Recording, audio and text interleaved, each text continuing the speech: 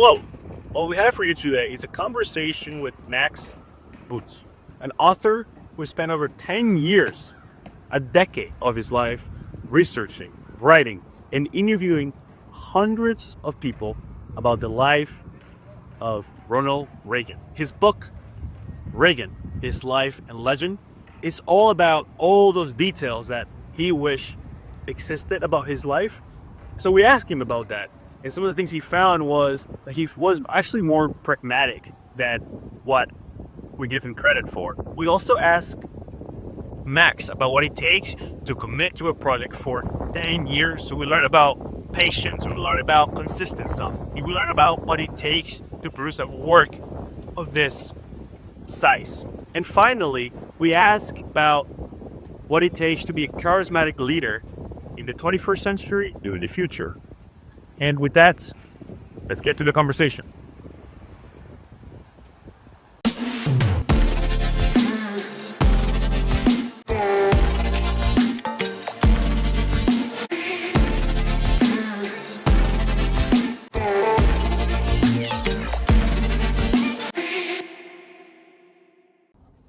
So thank you so much for taking the time and talking to us. It really means a lot and really appreciate it. Happy to be here. We just want to start with a lighthearted question. What's been on your mind this last few weeks? Okay, wow, that's a big question. But I mean, I think the big thing on my mind has been launching my book, Reagan, His Life and Legend, because it's coming out. So there's a lot for an author to do just in preparing the publicity and helping to line up speaking engagements and all the other stuff which publicists do, but authors get involved in too. What inspired you to choose Reagan? Well, he was a consequential president. I grew up in the 1980s, the age of Reagan, so he meant a lot to me and I think to the country as a whole. But there was not a good biography of him out there to date. And so I thought this was an opening on the bookshelf that somebody needed to fill. And more than a decade ago, I decided that would be me. And so I've been laboring the last 10 years to produce that book, which is now coming out. What were some of the keys of how you went about doing research? So your methods, where did you go? Who did you talk to? What were some of the main critical components of putting that narrative together? Well, the two key components of my research, one was oral history interviews and two was archival research. And the oral history interviews I prioritized first because I understood the threat posed to my project by the actuarial tables and the fact that, people who served the Reagan administration, particularly at a senior level, they're not getting any younger. So I had to get to them while they were still around. And, quite a few of the folks I interviewed, they're no longer around. People like Colin, Powell, or George Schultz, or many others. So I was very lucky to talk to them when I still could. And then, so I spent, the first part of the project focusing on those oral history interviews. And then I moved over to working at the Reagan archives, in particular at the Reagan Library, Simi Valley, California, and other archives around the world. Of course, interrupted somewhat by the pandemic, which shut down archives for, well over a year. Just had to work around that. Have you had the chance to talk with Rubenstein about Reagan? I just talked to David Rubenstein about Reagan. I just did an event with him here talking about the book, and he was excellent and tough interviewer as always. How did it surprise you writing this book, learning about Reagan? How did it change your image of him? And yeah. Well, there were a lot of things I learned that suggested the reality of Reagan was different from the legend, which is why it's called The Life and Legend.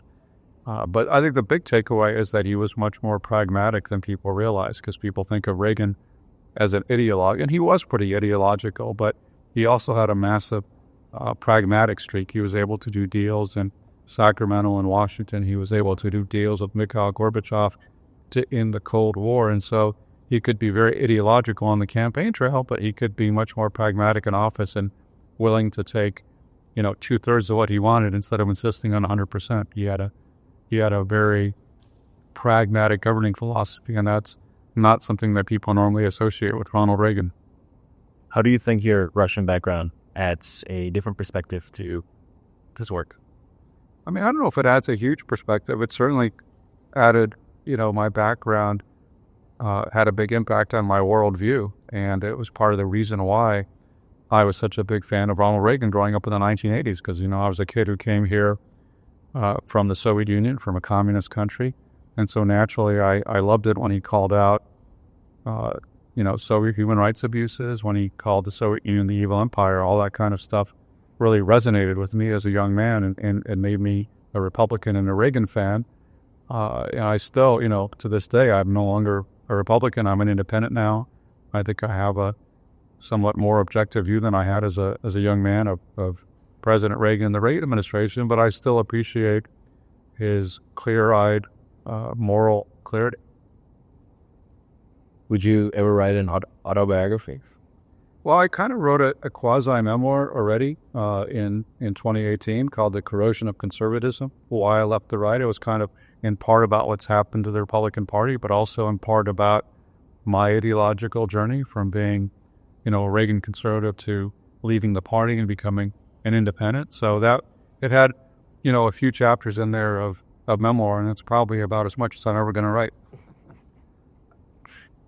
You just published a book. What book will you publish next? Everybody always wants an encore, right? I don't know. That's a great question. I have a few projects in line, but I'm not ready to commit to anything yet. At the moment, I'm just focused on getting this book that I worked on for 10 years launched into the world. And you're working on a project for, let's say, a decade. What did you learn about yourself in that process? I guess I learned that I have to have a lot of patience because obviously this is not something that you turn around in the blink of an eye, and it really tested my patience sometimes, frankly, just sitting at the Reagan Library where there's this endless number of government files you can look at, and I'm going through the files, and it's not easy because it is super boring because you got to get through a lot of really boring documents before you can find something that's of any interest. And so I generally, I don't have a lot of patience. I hate to stand in line and that kind of stuff, but it taught me that when necessary, I guess maybe I have more patience than I realized because I got through that kind of ordeal of many hours of extremely boring reading, basically. How did you sustain yourself over those 10 years? Since you were after one mission and you have one goal, but you do not see an end, right? You do not know when it's going to end. Well, luckily I have some other jobs as well. I wouldn't put myself in the category of Robert Caro, who's devoted his whole life to, working on one book project for 40 plus years.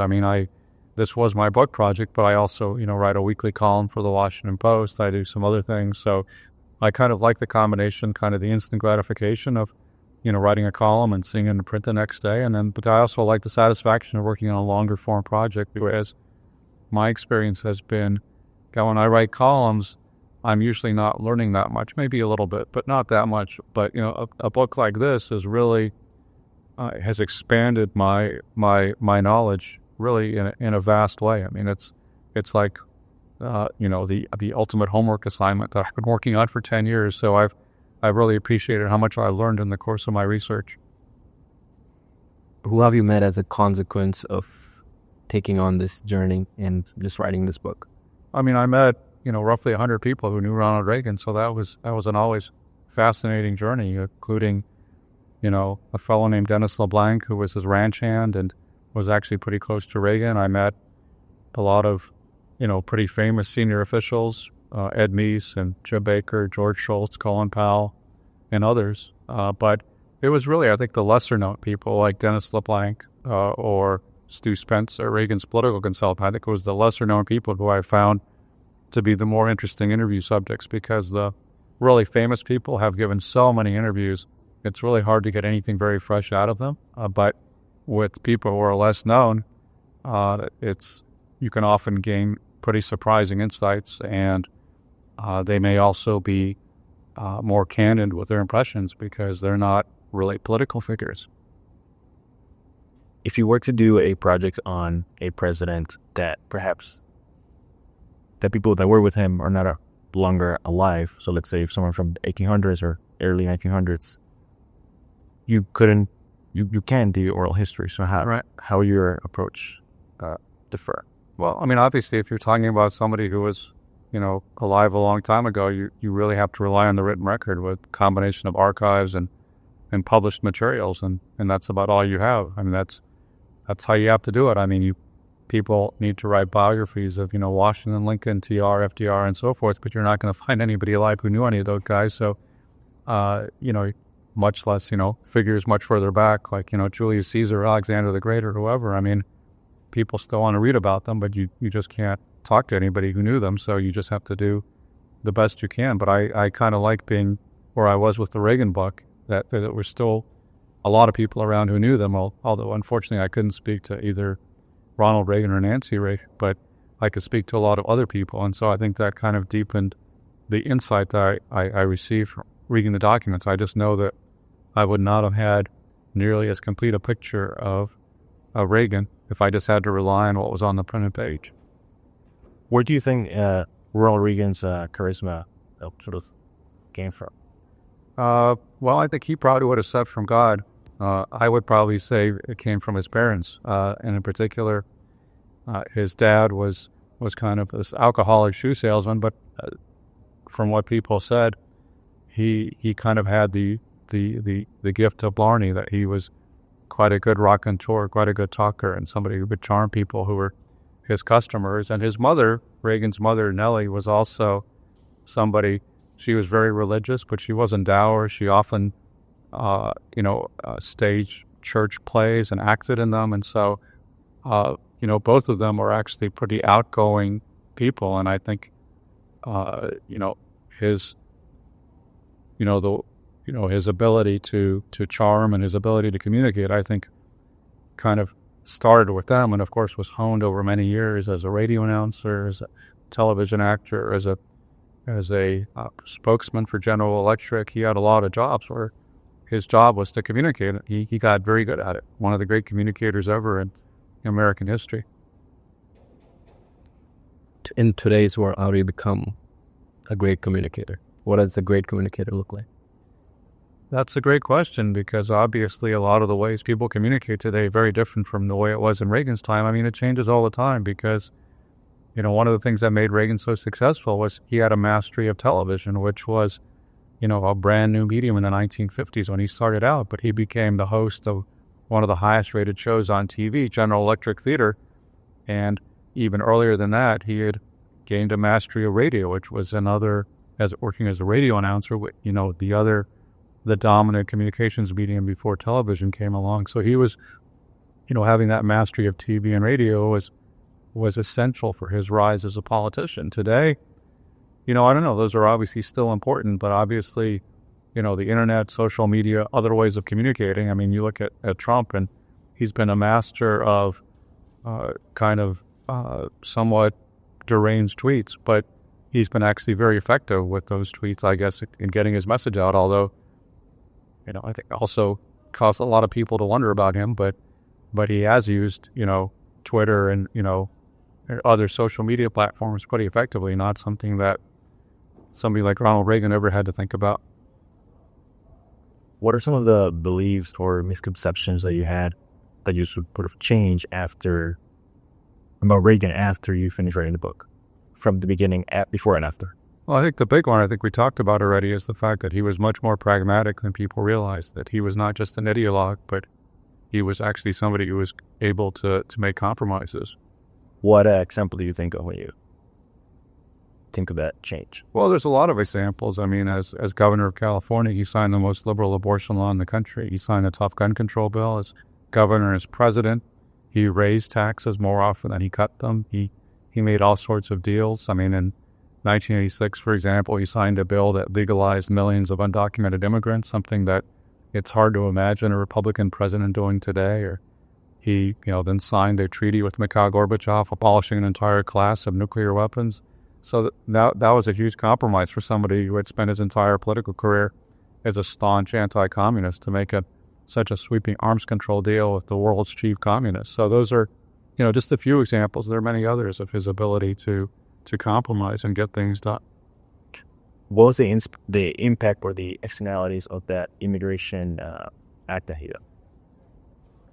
Well, it wasn't him alone. It was a lot of impetus in Congress. I mean, it was pretty similar to what you see today because, in the 80s, you had a bunch of, undocumented immigrants coming here. And so Congress had to figure out how do you deal with that. And the obvious answer was a balanced bill that toughened up border security and toughened up penalties for hiring undocumented immigrants, but at the same time granted a path to citizenship for the millions of undocumented immigrants already here. I mean, that's basically been the contours of most immigration bills over the last several decades, but this was the last one that actually passed, and because Washington has become a much more partisan and less constructive place in recent decades, and so it was kind of a tribute to the Congress and the president in the 1980s that they were able to get something done like that.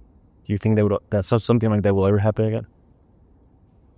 It seems doubtful. I mean, the current immigration bill that was constructed in the Senate was a very tough bill. It just focused on border security and didn't really have provisions for legalizing undocumented immigrants. So in the current political climate, it's hard to imagine a more balanced bill like that coming to fruition, but, never say never. Is the political climate right now free about the future? So, does the political climate today, as it stands, does it worry you or? Yeah, absolutely. It worries me. Yes. I mean, the level of partisanship is off the charts. The Republican Party, I think, has gone off the deep end, moving much further to the right than it was in Reagan's day. The level of trust that people have in the federal government is at an all-time low. So, yeah, I mean, if you're not worried, you're not paying attention. What do we need to get out of this? That's a great question to which I don't have a good answer. I mean, I think we need, for starters, I think we need more responsible leadership on the Republican side, which may happen if Trump loses this year, but it's hard to make progress when you have a kind of a rhetorical bomb thrower leading one of the major political parties. Are we kind of good to go, or? Two more. Okay. What gives you hope about the future? Well, one thing that gives me hope about the future is being here at the National Book Festival and seeing 100,000 people or so show up to hear about books and to buy books, talk about books. That's not something you expect to happen in modern America, where everybody seems to be glued to their social media feeds. And this is more people than go to the Super Bowl. So that's pretty amazing. So that's one thing that gives me hope for the future. And the last thing we'll ask, what advice would you give someone who is in their in high school or college or just right out of college about how to live a life that they're proud of and they can make an effect and so on? Well, keep your honor clean and always be learning. I would say never think you know it all. Always be learning. Always be reading. I think that's really how you enrich your mind and improve yourself overall. I think that's one of the things I've been very lucky to be able to do in my job, which is really writing. But because I am basically a full-time writer, what that means is I also get to do a lot of reading. I get to do a lot of learning. I get to interview people. I get to read books and interesting articles, and so I feel like my knowledge is always expanding. And so I would encourage young folks. I mean, obviously, if you're still in school, you're mandated to read and to learn. But I would hope that everybody would continue doing both of those activities long after you graduate. Perfect. With that, we thank you so much for taking the time. I know it was a little late after the talk and the entire day, but it means a lot that you took the time to talk to us. I enjoyed it. Good questions. Thanks for your interest. Really appreciate it. Good luck with everything. Good luck with your book. Thank you. Thank you so much for watching. I hope that you took away a few things, but most importantly, I hope you take away the importance of how you can be pragmatic and you can have your ideologies, but also what it takes to reach your goals. And that's something that we can learn from Ronald Reagan's life, but also something you can apply in your life. More importantly, though, there's two more things that you need to take away from this conversation. Number one is the importance of patience. Something that we can learn from Max is that 10 years 10 years is a long time to support yourself, to be consistent, and to really commit to do that work for so many years, day after day. So I think when you look and think about your life and the projects that you do, commit for a day, and then commit for a weekend, and then commit for a week, a month, years. And by doing so, you will be able to create perhaps books, perhaps companies, perhaps films, perhaps so many things that only can be done after you're committed. And that's something that we all need more of, that patience, but also that commitment. And lastly, Ronald Reagan, we all remember him for so many things, but we remember him for telling Gorbachev to tear down the wall. We also remember him for so many of the things that you usually would not expect a Republican to do, such as the Amnesty Act, and so many things that he achieved. But one thing, regardless of what stand of political party you stand on, is his charisma. And no matter what will happen with AI and with technology and so many things that are uncertain, one thing will be certain is how charismatic we're able to be and how persuasive when it comes to speaking and getting your point across to get things done in politics, in your life, and in the world. My friends, it's Ronald Reagan, and I hope you check out the book. With that, I say thank you very much.